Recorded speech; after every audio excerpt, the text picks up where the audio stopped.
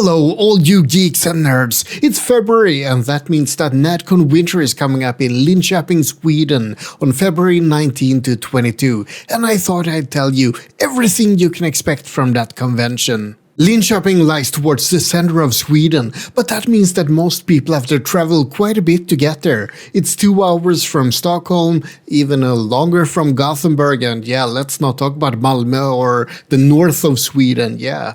But it's still a very popular convention. NärCon Summer is of course more famous, with around 20,000 people visiting that event.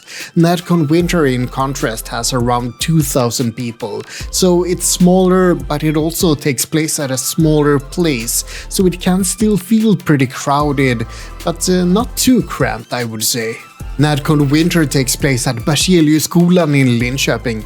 It's a pretty good locale, but there's a fair bit of walking up and down the stairs and you can get a bit lost among all the winding corridors. So one thing you have to do at NärCon Winter is learn how to identify the different floors, download the app and look at the map, and also you can use the main stage to orient yourself around it. Oh, and speaking of the app, they have a schedule with everything that's happening at the event, and there's a lot of things happening, but the good thing is that you can make a personalized schedule where you mark all the items that you want to attend. I make heavy use of that one, otherwise it's really easy to miss stuff. But then again, you're still gonna miss stuff because there's too much happening.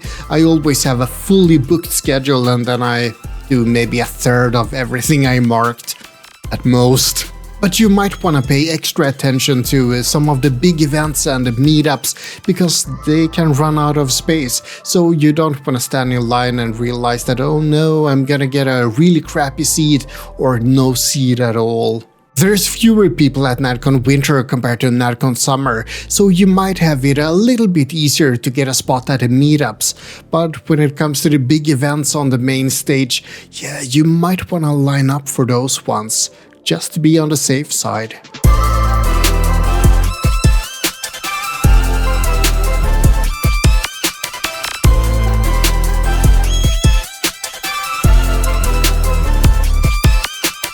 Speaking of the main stage, there's actually 2 main stages. All the performances typically happen at Socializing in the big auditorium there, but all the big competitions like the cosplay competitions, they take place at Katedralskolan nearby. NärCon Winter obviously takes place during winter, so it can get really cold. I recommend that you have long-sleeved cosplay costumes, or long legs for that matter as well, because you might have to walk back and forth between those schools. You can just bring a big jacket of course, but then you either have to lug it around for hours inside or you have to leave it in the closet. And there can be a pretty long line to the closet when everyone is leaving at the same time. And there can be a lot of people leaving at the same time, especially when it's right before one of the big competitions. And when it comes to walking outside, you also have to plan getting to and from NärCon. Some people sleep in the nearby sleeping quarters, but yeah, it's a fair bit to walk just to get there. Some people get picked up by cars, yeah, lucky bastards, and some people have to walk all the way to hotels instead. And I can tell you that it's cold to walk from NärCon to Stortorget if you have your hotel there, or maybe it's even further away, especially at night. Brr.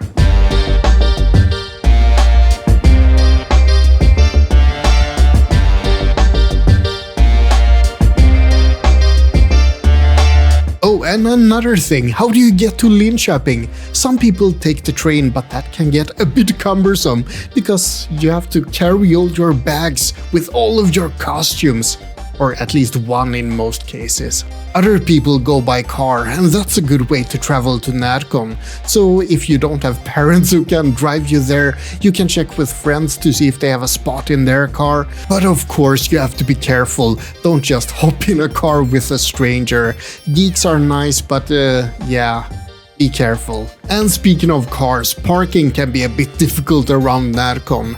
In NärCon Summer you have to fight for every parking spot, and of course there's fewer people going to NärCon Winter, but there's also a lot fewer parking spots. I think that the best option is to try to find a parking spot at Katedralskolan and walk from there.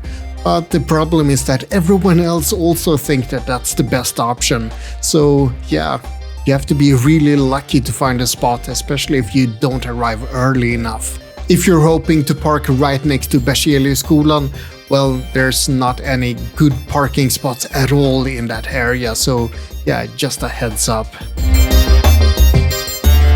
So what is there to do at NärCon? Well, there's a lot of activities, and most of them have a big social focus. There's games and board games and social games and karaoke and so on. And there's also performances and competitions and dancing and singing and watching anime and yeah, all kinds of things. If you compare NärCon to Comic-Con, NärCon is a lot more social.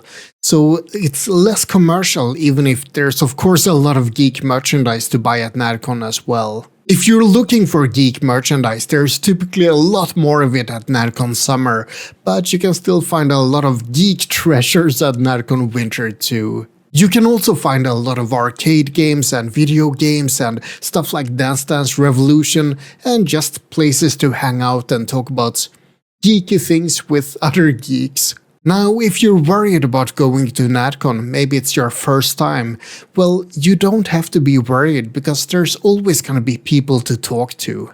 The good thing about NärCon is that you know that everyone there is a geek of some sort, so you will find people who share your interests or share your love for a specific fandom. People are really social and welcoming at NärCon, and that's, in my view, the most unique thing about that convention, and one of the best things.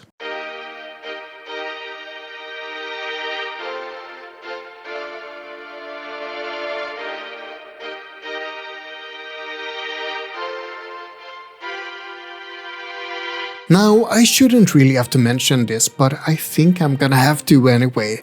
Let's talk a bit about how to behave towards cosplayers. Cosplay is about sharing your love for a franchise, but the people who cosplay aren't the characters they're cosplaying. So you need to show respect. Don't touch people, ask before you take a picture, and don't expect that the person will act like the character they're cosplaying. You've heard all about cosplay is not consent, and that's really important so that people feel safe and so that they feel comfortable when cosplaying. And if cosplayers feel safe and comfortable, it means that more people are gonna cosplay. So don't touch cosplayers, and that includes the clothes they wear or the props they're carrying around.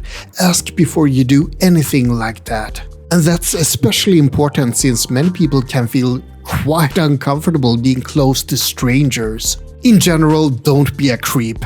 Read how people react and look at the body language, and don't be too clingy. But I'm sure that you knew all of this already. I didn't really have to mention it, did I?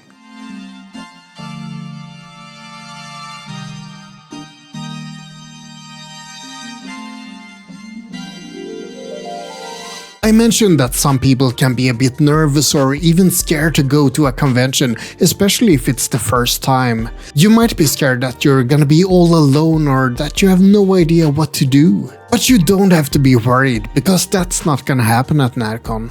It doesn't matter if you're young or old, or if you have autism, or if you're a regular boring person, because there's always gonna be people to talk to. And if you don't know where to go or where to find something, you can always ask the volunteers. Those are the pandas in blue shirts. But remember that the pandas are just regular geeks like you and me. They do an awesome job for making NärCon happen, so be cool to them. I think that both NärCon Summer and NärCon Winter are completely awesome conventions, and I hope that this video might have helped you a little bit in what to expect from NärCon Winter. If you have any further questions that I haven't answered, leave a comment and I'll see if I can answer them there. Or say hi to me at the convention. I might be wearing my new Verso cosplay from Expedition 33, but I'm not sure if I'm gonna wear that one. Genshin Impact is always an option, so I might be wearing something from that. Either way, I hope you enjoyed this video. Now like and subscribe, but most importantly, remember to stay geeky out there.